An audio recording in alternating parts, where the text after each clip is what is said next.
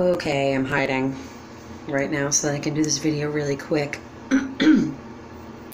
So, with complex post-traumatic stress disorder, I suffer from, I don't know if it's the disorder itself that has the inner critic in there, or if it's just another part of the abuse, but let's just talk about my inner critic for a minute. Okay, so your inner critic, I do believe, is the same as the superego, which is basically your caregiver or caregivers in your head. Now,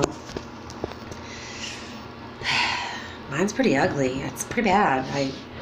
Sometimes I barely even know that I'm doing it, but sometimes it's right out loud. I'll be doing whatever and make a mistake or just not like the way things are turning out, and I will literally say, "You idiot," out loud. And I don't recall either one of my parents ever saying I'm an idiot or using derogatory words like that to my face. It was things like calling me blonde. Ha ha ha. It's that blonde hair. Like basically saying I'm stupid. Which I'm not. I'm actually fairly intelligent. But anyways. So now in my mind, I'm ugly. Definitely stupid. And I have been called ugly by my father. I'm not sure that it was... Yeah, I think it was to my face and on the phone, whatever. Frequently in, I think, high school, maybe the beginning of college, he would joke by calling me homely. I don't really know the context of the sentences because it was so long ago, but it was kind of like in a teasing, joking kind of way. But he knew that I thought that I was ugly.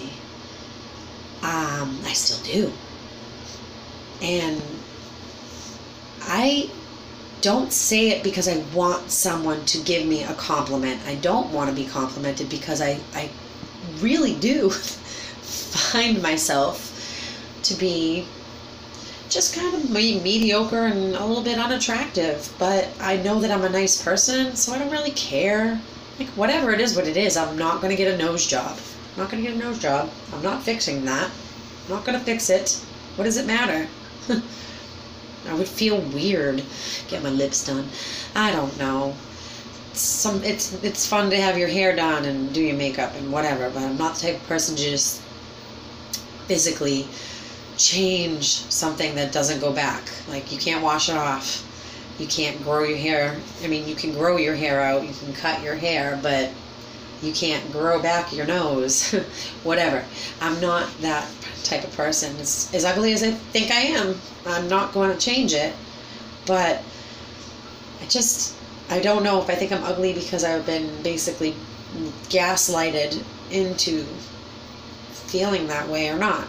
I personally look at actresses and think I'm not pretty like that. Whatever. Who cares? Anyways. So, some of those inner critics, that's a part of the inner critic. I definitely think that it's part of the inner critic, and some of it's not. Some of it, I went to school for art, so I look at physical features and find whether they're attractive or not to me. And if I don't feel like I'm attractive, I don't know that that's necessarily low self-esteem, but it can be related to being gaslighted into thinking that way and think I'm stupid and ugly, but I know I'm not. It's back and forth because the inner critic, it's almost like you have split personalities. Like, you're like fighting the devil and the angel. One's saying you're ugly, the other one's like, no, you're not. And it's my true self that's saying no, that's not true. I just had to sit here for a second because my inner critic came out earlier. I'm not going to mention with whom it was directed towards because I need to keep that private. But it was just ugly. And I'm like, ooh.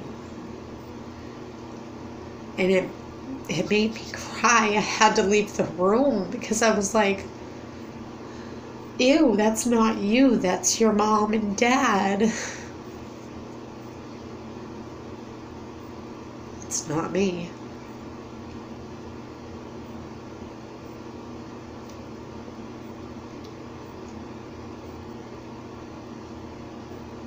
And it's really painful.